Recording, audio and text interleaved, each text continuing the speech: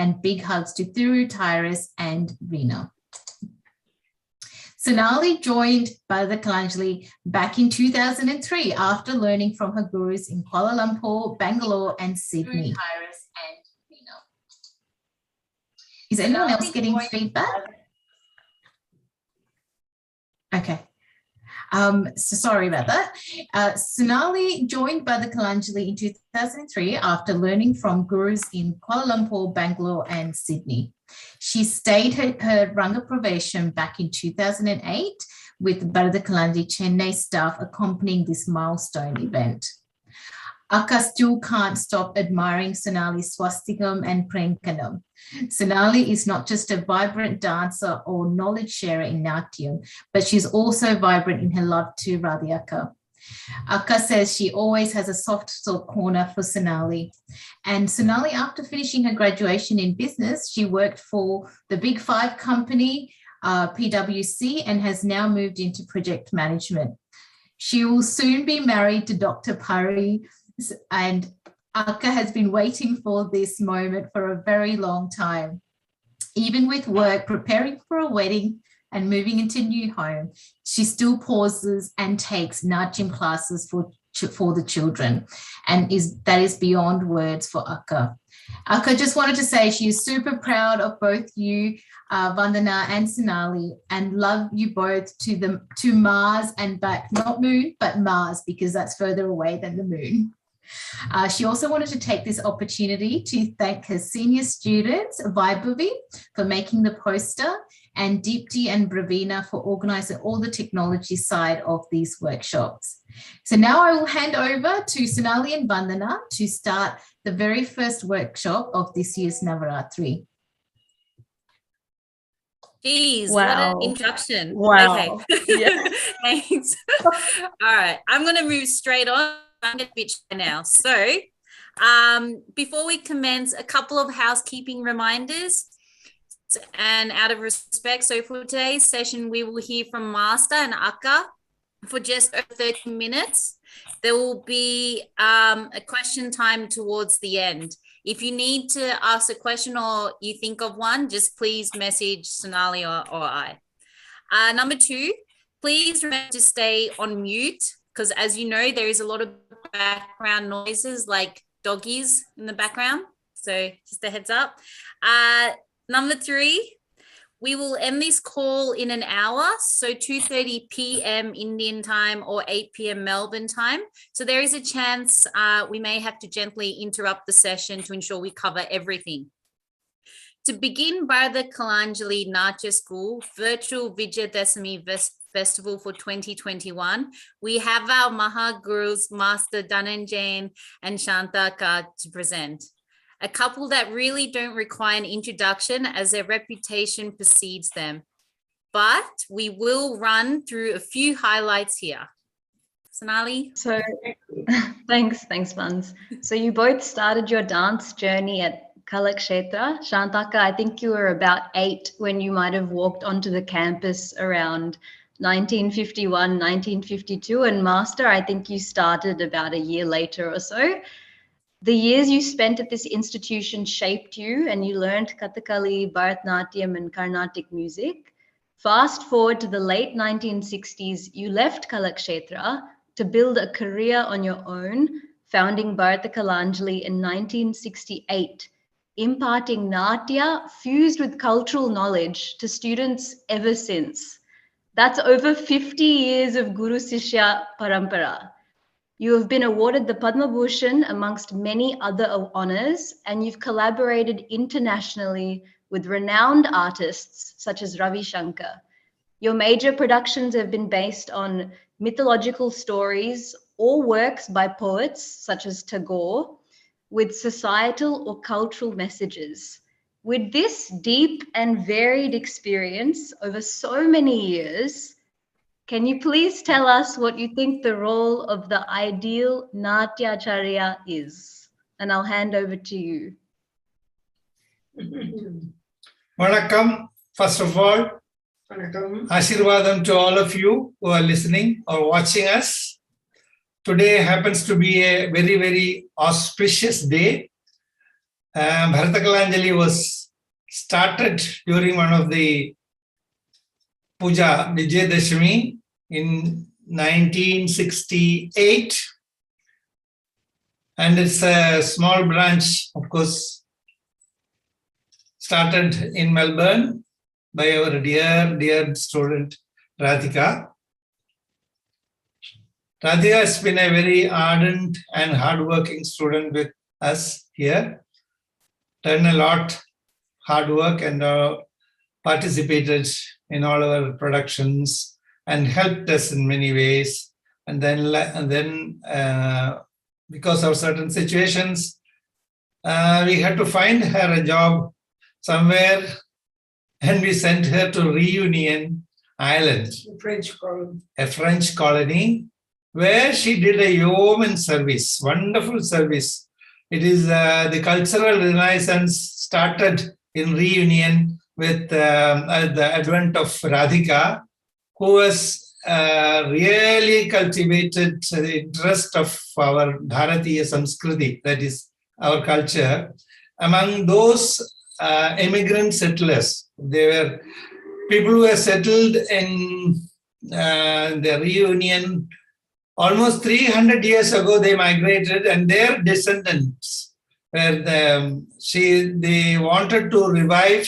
So we were asked to send somebody. So we found the right person to send Radhika to Reunion. And Radhika, as a very sincere and devoted, disciplined student of ours, Bharata Kalanjali alumni, she really turned the soil there and made a lot of inroads into the cultural aspects of our country and trained number of students. And after that, didn't look back. So many institutions have sprouted in Reunion, and their connection with our Bharatam, our Bharata Desham, started with Radhika's training in giving training in Reunion students. And the ultimate result was we produced a massive mega production in Mahabharatam in the Reunion, a small island, though they had all the facilities. It was because of Radhika's efforts we were able to produce a Tamil version of Mahabharatam with her own students of counting to more than 100 students. More than 100, isn't it, Radhika? Yes, more than 100. So it's a massive production under the auspices of the Tamil organization there. And that was actually a big trend-setting movement. And of course, we put Radhika as the main character, Panchali or Draupadi in the Mahabharata, and repeatedly about 3 to 4 shows. And it's a tiny island, so that's the only you can have only that much. But the whole island watched Mahabharatam. So that was the beginning. So Radhika should be credited for that. The Reunion's development in Kala, our Bharatiya Kala, started with Radhika in a full swing, but there were some small people there operating, but not in a large scale. But only this Mahabharata production with the involvement of Radhika made a new adventure, new life to the whole Reunion Island. So of course, we were there in a Reunion in 1982 when we never knew what this Reunion Island was. That was the beginning of their introduction to our art. That is the beginning. Then, of course, Radhika, after getting back to Sri Lanka, did some service there, and we were part of her life there. She invited us there, and then she, of course, migrated to Australia. And now you are all benefited by her presence there in Melbourne. So we have been there a couple of times. Radhika invited us, and we have taken some Abhyasa Shala. We don't call it workshop. We say Abhyasa Shala. Workshop sounds like a car mechanic shop. So we call it Abhyasa Shala. Abhyasa means training. Our traditional training. That's what we call it Abhyasa Shala. So you can also use the word Abhyasa Shala. Okay. Pathashala means school. That is our learning alaya. That is Shala also means temple. Wherever we learn, it's a temple. Place of learning is a place of worship. So it is called Kshetram, Mandiram. These are all good names for the place where you learn. So Shala is also like that, Mandiram, like Mandiram. Abhyasa Mandiram, like Abhyasa Shala. So all this, the so-called wrongly used word workshop has to be emancipated from your mind. Keep a nice this name Abhyasa Shala and then work on it.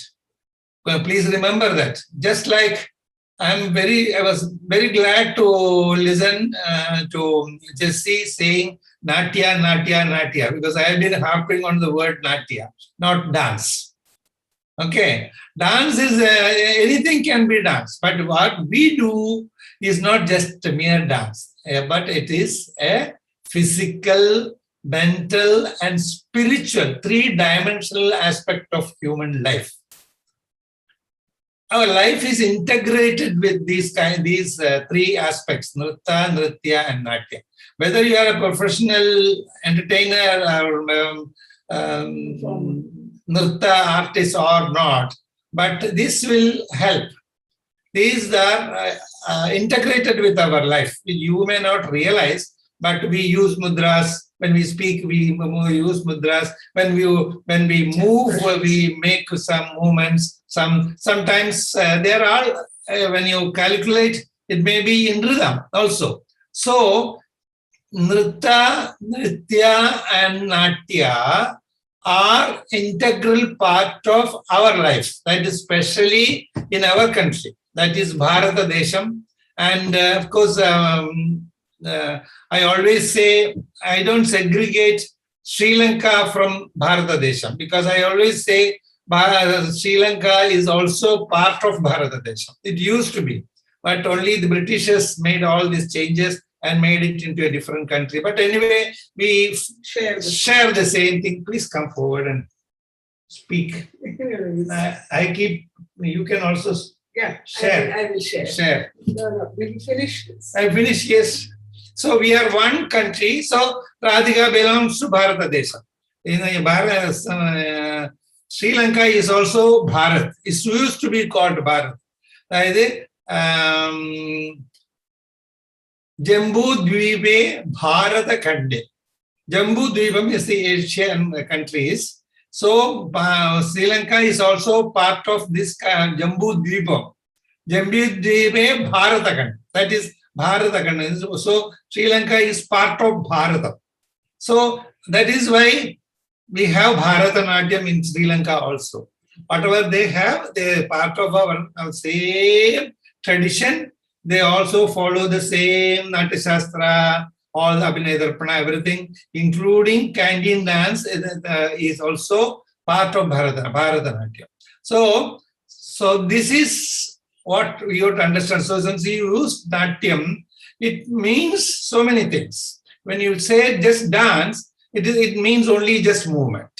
But we have the expression, music, Sangeetam. You call it Sangeeta means Geetam, Vadyam, Tatha, Nrityam, Trayam, Sangeetam, Uchyate. All the three aspects are called Sangeeta. So what do you do? In Bharatanatyam is a Sangeetam.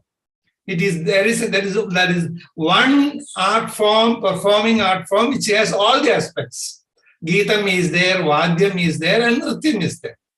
That is one. But all the other, probably other dances that you call dances, they may not have all these three aspects. But apart from that, we have the spiritual aspect. That means the ultimate aim of all human being is to attain a spiritual level, uplift yourself to a divine level. That's why in Shastra, our Shastras are so profound. It has everything. They say you become divine to do a divine art. So our divine, if you say Bharatanatyam is a divine art, you have to become divine. So process to become a god, they say Devam Bhutva Devam Yajat. Devam Bhutva. You become yourself divine, a Devam, the God, and then worship the God. So that means you have to cleanse yourself. Cleansing, how do you cleanse first you have to cleanse your environment. Environment, that's why our temples are kept so clean. Temples are supposed to be kept clean. I don't know how many temples are very clean, but now it is thinking, but definitely in Australia, everything has to be clean. Temples, mandatory. But here in some places, you may find some that, but now things have changed. After the Swachh Bharata movement, all that, things are changing for better. And of course, I have to appreciate one thing. You must, I don't know how many of you are Sri Lankans. Sri Lanka is definitely cleaner than our Tamil Nadu here. Because always they have kept certain norms, so we can be proud of that. We are proud of it. So when we visit Sri Lanka, we are so proud that it is kept so clean. Their environments are so clean. So to make yourself clean, the body is our environment. To cleanse the body, we have the nritta aspects. How do you cleanse the body? The getting rid of all your perspirations and make your body supple. It can be a tool to worship. Body is the tool to worship. Shariram adyam khalu dharma sadhana. Without shariram, we cannot do anything. So the shariram is the environment, immediate environment for us to make clean and think clean. When you are clean, then you think better, and also you feel cleansed. That's why you bathe. Morning and evening you bathe because you feel fresh. When you have fresh thoughts, your thinking is also fresh and good. Good character. You have to build the good thoughts.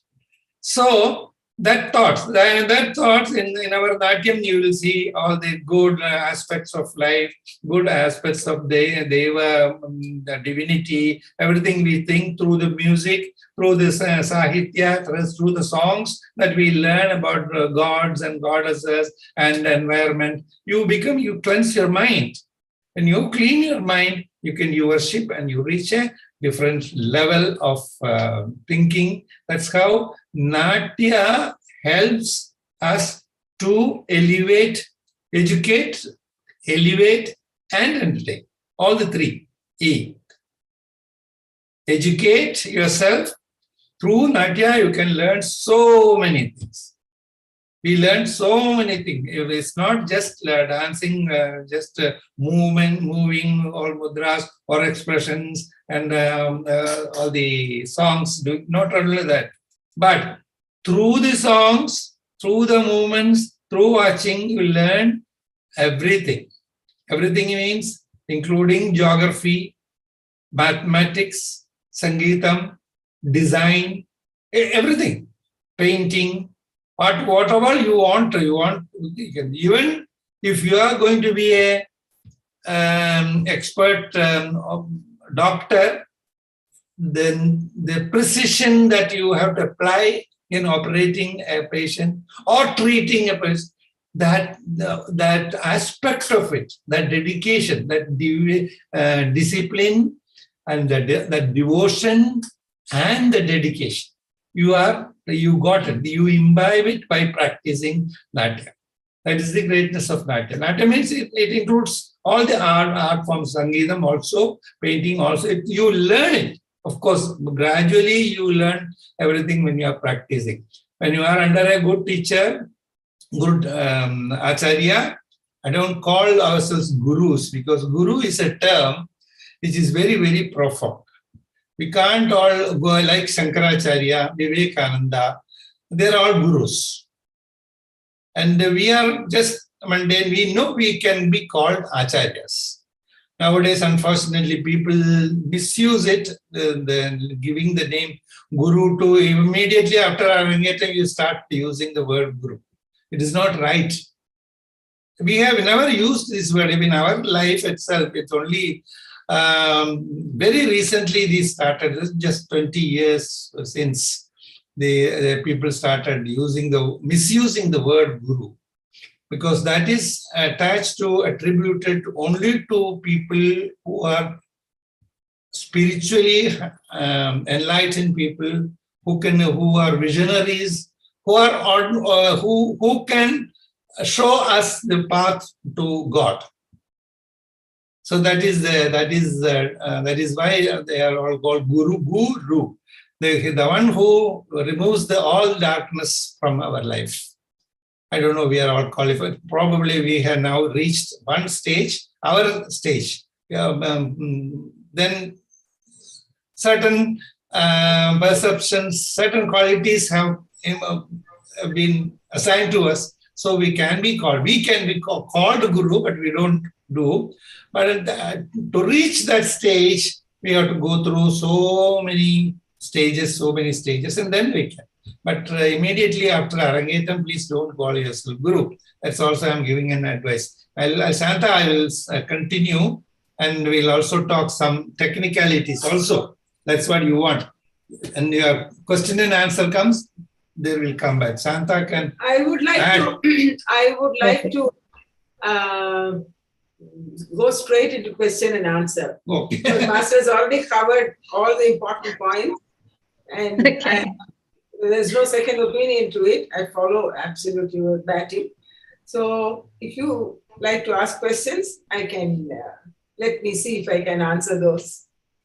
Great, Akka. We've got one question already. So I think Master talked a little bit about the stages just then, and that once a dancer has completed their Ranga Pravesham, they don't go straight to being a guru.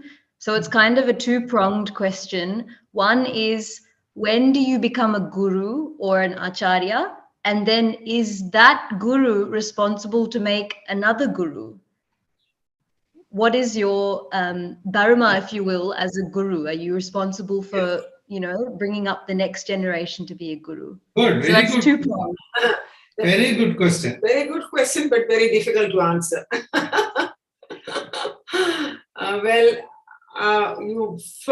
You said, when do you become a guru?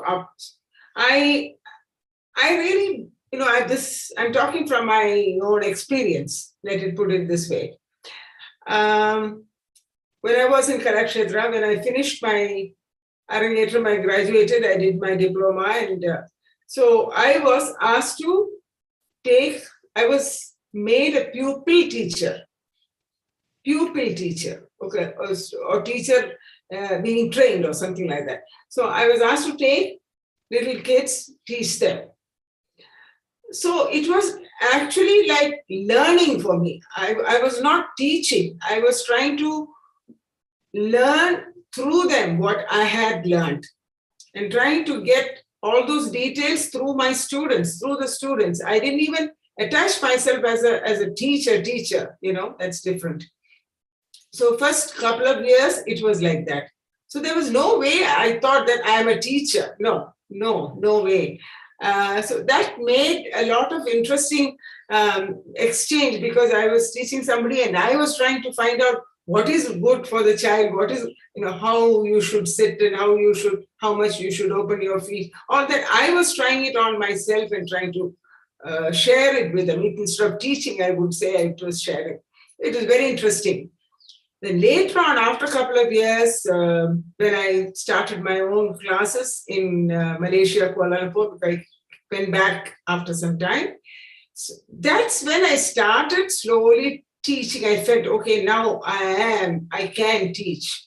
By then I was also performing, and I had performed a lot. So through all those experiences, I was able to start to teach. And even there, I didn't call myself a guru. That thing never came as a guru. Would say, oh, this is a dancer, they would say, a classical dancer from India, and she does Bharatanatyam, and that's the way I was introduced. So for me, it just didn't make any difference. But I don't know, like Sir said, I think when they say guru, they don't mean that, they just mean that the person is a teacher. That's what I think, how people take it, But then, like he said, it has a profound meaning. So we have to recognize that and not use that right now. Only when you reach, like he said, like when you reach, I don't know, when you reach, when you get that, not, what do you say? Wisdom. Yeah. To feel that you know everything. I don't think we all know that, So that's the only time when you start to connect with upper person there, you have to call yourself guru. But all those things are learned much later in life for us. Now, you can all understand what that means and try to not to use the word guru, because you know what it is now. And you can be an acharya. A teacher is an acharya. And much later, when you come to that seniority level. Shall I interrupt and say, when the time, you can probably assign the guru name when an acharya reaches a place when they can be able to expel some of the doubts of the students.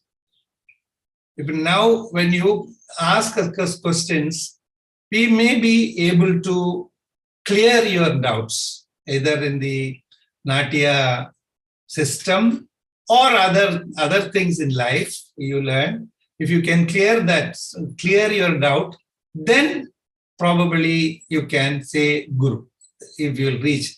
For that, we need a lot of experiences, lot of reading, lot of interactions with the greater people, and if you must have contacts with the greater acharyas, greater real gurus. Then that time you can call yourself. If one is able to clear all the doubts of students or anybody else, you may be called a guru. But even a guru cannot completely, they are not katrathu kaimannalavu kalladadu ulagalavu solluvom. No, everybody will say the same thing. It's the knowledge that one can imbibe in one birth is very limited. Even certain gurus cannot. But there are certain gurus who are above that also. They are almost like God. Like Shankaracharya, I said, Shankaracharya and Vivekananda and those people, the great rishis, like the Vedavyasa and all that. They can predict, they can clear all. That stage is the next stage. Probably in our stage, we have so much of experience. We have so much of experience in our Natya tradition, for almost 70, 75 years of experience, which definitely must have cleared a lot of doubt from our mind. So we will be able to clear the doubts of other people like you, youngsters. If you reach that stage, then you may be called a guru. So it takes a long time. In our experience, I'll tell you, we started actually taking full-time teaching only after probably 20 years of our Arangetam. We were students even in Kalakshetra. We had almost 20 years of training. As also while practicing and performing, we were still learning. But only after so many years, we came out and started really teaching and also composing certain songs. Until then, we didn't touch. Only my first composition of Jatiswaram, after coming out of Kalakshetra, after establishing Bharata Kalanjali, the first trial was after 20 years of experience. That was one Jatiswaram in Indola Ragam. That was the first. And that was very well appreciated. You have to wait. We have gone through the experience of performing and then understanding the appreciation of the audience. Then only we can try to do a choreography. Now, people call it choreography. Those days, we never used to call it choreography. It is just composing. The word choreography never existed in our system. It was always composing and making samvidhana, they call it. The choreography is Western world. That comes, actually speaking, with the ballet when there is a group choreography, not a solo. Solo dance is not at all choreography. Choreography means choreography. It should be graphical. Creative graphical. Creative, that is choreography. Creative graph. So within a frame, you should be able to make so many designs. Then only it becomes a choreography. Just doing yes, that solo, it doesn't become choreography. You cannot call it as choreography. Composition. It's composition. Just composition. You are composing a song with some mudras and some abhinaya. That is the actually technique. But now it is also a misnomer. This word choreography, everybody is using it because Westerners used it. Westerners, they had actual theatrical choreography, creative graphics in the ballet system. Now, our ballet system is very plain. We never had great big stage productions.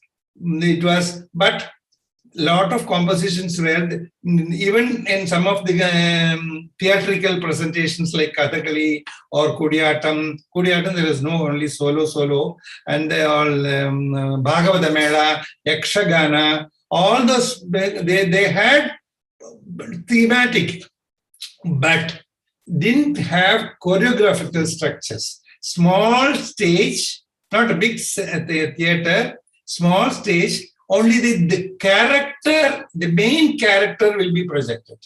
So there was no other people doing. Even one in Kathakali, there will be a big scene, but in the big scene, only two major characters will be projected. The others will not be there at all. You have to imagine. That's how. So there was no choreographical structure. This all came later. Of course, when Kalakshetra started Bharatanatyam theatre, Rukmini Devi involved, and she started placements of characters on the stage to make it beautiful and picturesque. Then everybody started doing emulating it and getting inspiration from those compositions like Ramayana productions where we were part. And then now, of course, everybody is doing a lot of group work, which is absolutely necessary, and some of them are wonderful.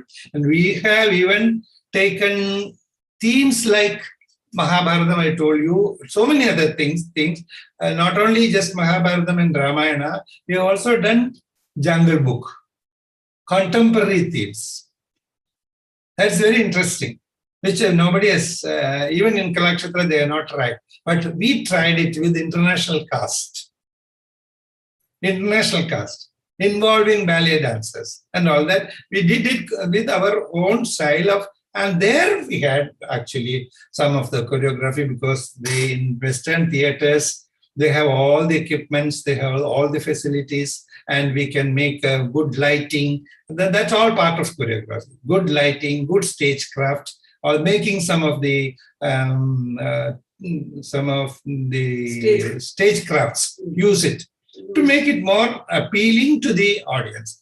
Because in ancient, olden times, the viewers were all pandits, great scholars. They can understand it. We don't need to explain. There was no synopsis reading or explaining. They understood the language, they understood the mudra, they understood the abhinaya, everything, because they were all scholars, very limited scholar. That's all. For instance, our Kathakali audience, there will be hardly 20, 30 or 50, maximum 30 or 50 in the temple precincts. But now we have a large audience. So to cater to their interest and cater to keep their interest viable, interest intact, we need to make it bigger. So theatrical productions came. So those the dance dramas, what we call dance dramas, are appealing to the general audience. From that, some people will take interest to do solo items. To keep their interest going, we had to do that. We had enhanced or enlarged the Natya idiom. Natya itself is called, we had that Natyam is Natakam Cheva Pujyam Purva Kathayidam. Natyam then Natakam Cheva. Natyam is the drama. Story enact. When you want to enact a story, we need different characters. But there are placements, and then it becomes choreography. So that is how we have enhanced our knowledge and try to inculcate and try to educate through the medium of our Natya. That's what we have been doing. That's a long answer for you. It started from Guru. Yes. So to be a guru, you have to go through all these process. Then only we can. And Master and Akka, it sounds like we've actually had questions come through while you were talking about this, right? So it sounds like you've changed your approach over the decades to evolve with what you've seen as changes in Natya and also the audience, right? That's what you were talking about just then. So thinking about the role of the Naatyaacharya as well, you've changed that. What do you see the role of that being now? Is it the responsibility of you to also educate the learner or the dancer in other aspects of dance as well now? Or is it only ever dance? No, it will be wonderful to educate them in other aspects of stage craft, everything. You know, when you say dance, not just to do some item and go, no, there's much more to it. Number one, I would say music plays a very important role. If you're a dancer, you're understanding, even if you're not, good at singing or playing an instrument, you should possess knowledge of music and literature. These two are very, very important, especially in our kind of Natya, in Bharatiya Natya. We have to have the music plays a very important role along with literature. Sangeetam api sahityam. See, these two are integral part. So if you have to make an attempt to study this in depth to enhance your quality of Natya. Otherwise, it will be like a puppet show, just doing something without really feeling. You cannot take the audience to that height if you don't possess that innate knowledge in you. That's very important. Absolutely. We have another question coming through as well. So is there still a place for Gurukulam-like training now that you know, everything seems to be going online. How can we still keep that feeling of Guru Sishya, that tradition alive? How does that change now? There are some institutions where they follow almost Gurukula type. And for instance, probably Radhika will tell you, Bharata Kalanjali itself, here itself, those who are very serious and professionally inclined, they go through the same type of Gurukulam. Sometimes they stay with us. Sometimes they spend a lot of time with us. That is the thing. Like Kalakshetra, they have actually Gurukul. They have, and there is a hostel. We were all part of the hostel, and it was like a Gurukulam. Teachers were available there 24 hours, and we can clear our doubts at any time. The same way we started a Gurukulam in Virginia, USA, in 1988, and we conducted that Gurukulam for Gurukulam, literal Guru. Everybody stayed there with us, and 24 hours we were available for them to clear doubts or training them. So it's a real Gurukulam type in the Swami Sachidananda ashram. 25 years continuously we did it for 5 weeks a year during the summer vacation. That has given a great impetus for the NRIs there. But I don't know, there's something like happening in Australia.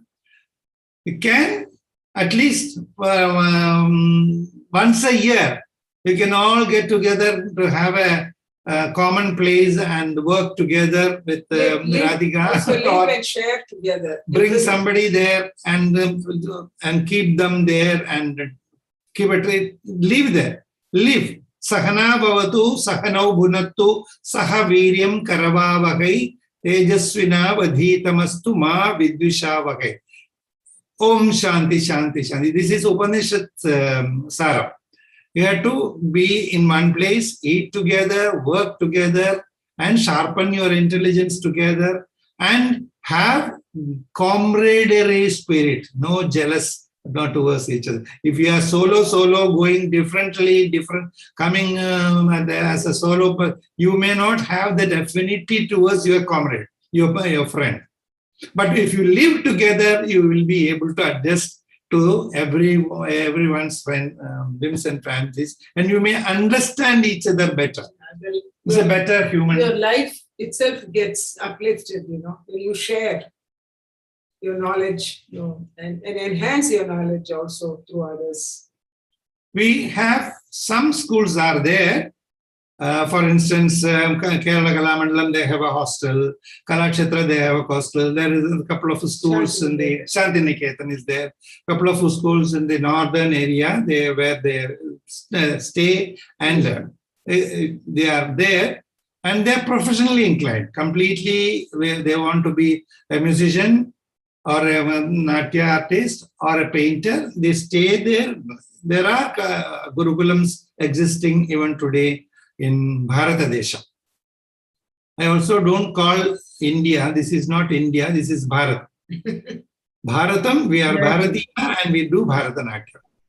India is an even, yes, that you should understand, you should also tell your colleagues there, train them to feel that it is the name of our country is Bharatam and our practicing art is Bharatanatyam. I think you have to think of time now. If you need to ask, we have quite a few questions coming through. Yeah, I know. So you better quickly. Yeah. Akka, I'll ask that for you to stop, Master. I won't stop. But we have a few questions more about the responsibilities of a Naatyaacharya, and there are a few here, right? So when you're sharing as a Naatyaacharya, you're sharing a particular style of dancing, generally. So how careful do you need to be to only share that style? So the question is, how possessive must you be about that style of dancing when you're sharing? And then also, is there a primary responsibility for a Naatyaacharya? So, you know, we talk about elevating oneself spiritually, but what else is the primary responsibility of being a Naatyaacharya? Big questions. Too many things, too many points. Too many things. Yeah. The first point was whether one has to maintain one's standard. Is that right? Yes, essentially. Style or whatever you call it. Yeah, style. It's a very natural thing to do. If you are trained in a particular style, you will definitely want to teach that style, isn't it? But there are a lot of variations that you grow as an artist and you find that there are other things happening around in the world. And if you are a good artist and you have that balance of mind and that aesthetic feeling in you, you will be able to understand the other ideas from other people as well. So it's not a mistake to take some good points and put it together in your own idiom. You can do that. There are a lot of give and take happening, but not to lose your own style.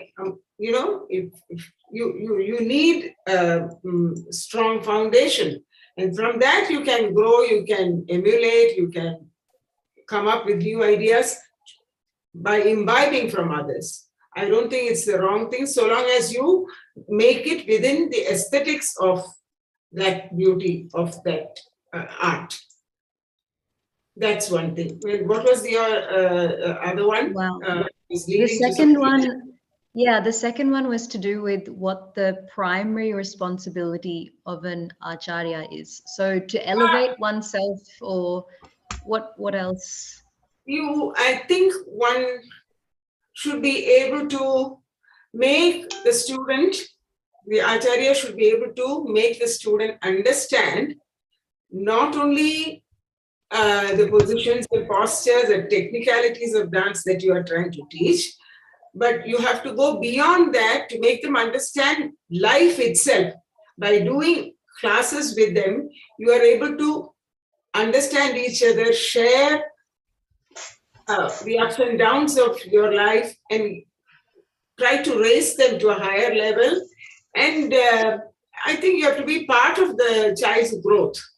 Physically, mentally, spiritually, I think you have to be there. It will happen, which means that the acharya himself or herself gets elevated because you're sharing something, and that makes the atmosphere better for both to grow, for the acharya and the student to grow together. I think I learn a lot by teaching, by explaining. Because when you teach, you need to know yourself. You have to have the clarity in order to put it to them. And when you do that and you understand the clarity and you get the result from the student, it's so beautiful. It's so wonderful. This is it. You feel so nice about it. I think one has to feel that and go for it. Share the responsibility. That is, you have the responsibility. Yeah, of course you have the responsibility to make them, to teach them the right thing and to make them understand the right thing. But there is also this thing about sharing, something which is beautiful, I think, the acharya's part of sharing this to the student. So it sounds like a big, sorry Akka, I was just going to say it sounds like a big part of being an Naatyaacharya is about sharing. A lot. As opposed to imparting, right? Like you're saying, it's almost a two-way experience. Yes. And I think this, like Anna says, like the parent, you become a parent actually. Responsibility grows that way. Responsibility of the parents to make the child grow. Yeah, to make the child grow. That's a responsibility in a better way. So the same kind of responsibility comes to the acharya also. As we also grow accordingly, and everything happens for a better place. And when we think about that, because it sounds like as a Naatyaacharya you're sharing, is there a conflict in that? Because you're sharing your knowledge, but you're also learning. So how do you go on that journey and keep it balanced? Because you're sharing, you're learning, you're sharing, you're learning. Is there a point where you can fully... You have to be aesthetically aware of a lot of things. You need to understand that much. You need to understand, and also you must remember there are other people like you around you, teachers also. So you give and take attitude. You will start to get that feeling from everywhere. Then you know where you stand, how much is what you're doing is right or wrong. It'll automatically be there. Or when I'm performing and after teaching somebody, and when I do an arrangetram of one of my students, when I get the feedback, then I know, oh, so and so, so and so, so and so. Then generally, you start to understand where you are, where you stand, and that way you can improve. That's the only way you can. Just life gives you time to improve. All those experiences come to you as in when you grow intellectually along with physically. Something happens to you, you just want to enlighten yourself. I think that's a beautiful answer, Akka. I think we have 5 minutes left, so I'm going to go with our last question now, and I'll take only the last question. So the last one is, how do we, as dancers and sharers, general sharers, we're not gurus yet, we're not Naatyacharyas yet, but how do we guide juniors? So what should we consider when we take on a role, when we're assisting someone else with their Ranga Pravesham or their Arangetram or a performance? Is there something that we can do to be ready for that sharing role, or do you think it happens naturally? See, each student is different. You have to,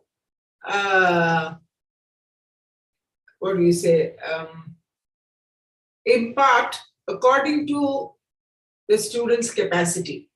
Each one is different. You will have to, some may just click. The very first time you tell them something, they'll be able to do.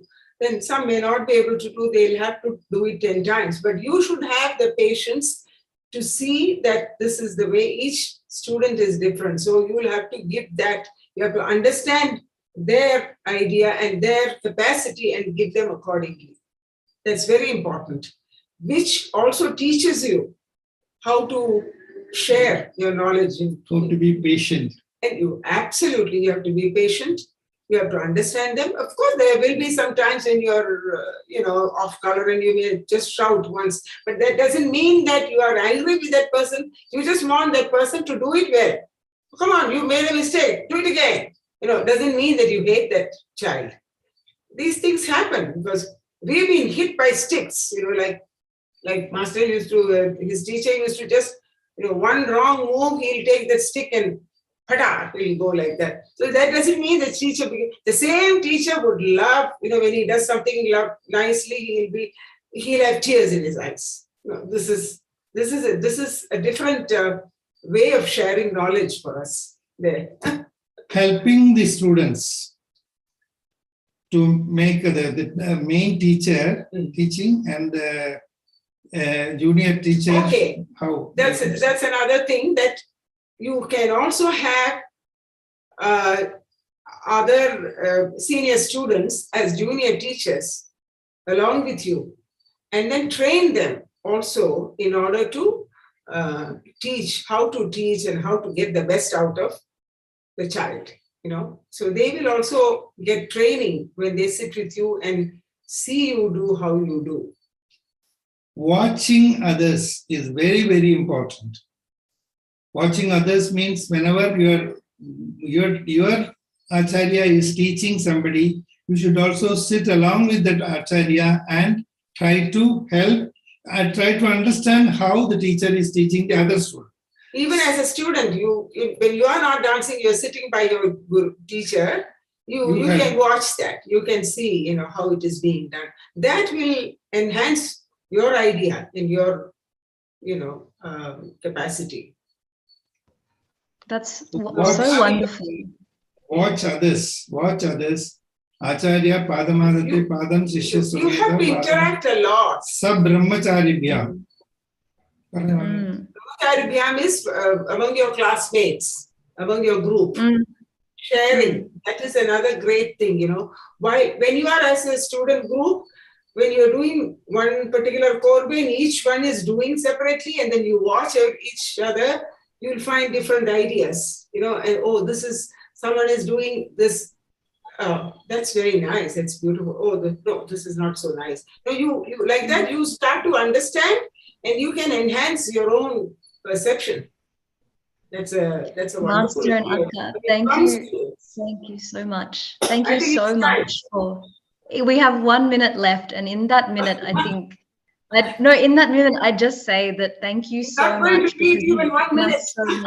No, you've given us so much about Naatyaacharya. It's this organic sharing experience, and I think we've just learned so much about hearing from your experiences over the years, and how that general it's a slow kind of journey that you've gone on, and it's a path that takes a while, but it's brilliant to have those moments of clarity and wisdom that I think you've showed us and you've told us about. So thank you so much.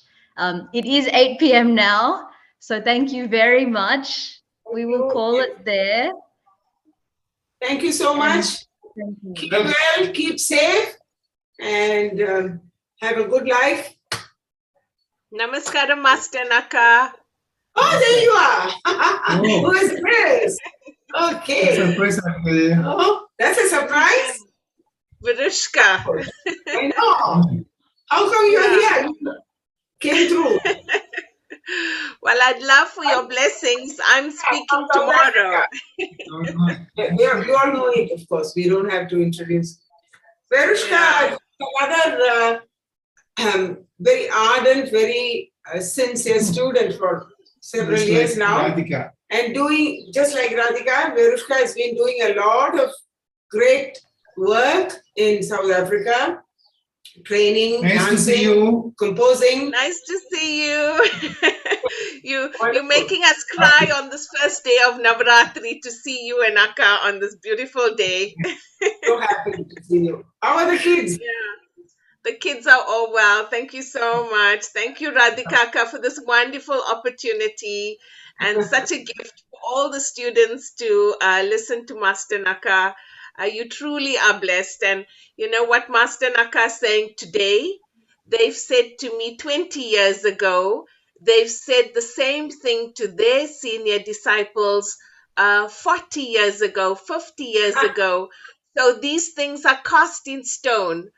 And just as all dancers are dancing today, they're dancing for a part of a legacy. They're dancing for everybody that's danced for all these years of 5,000 years ago.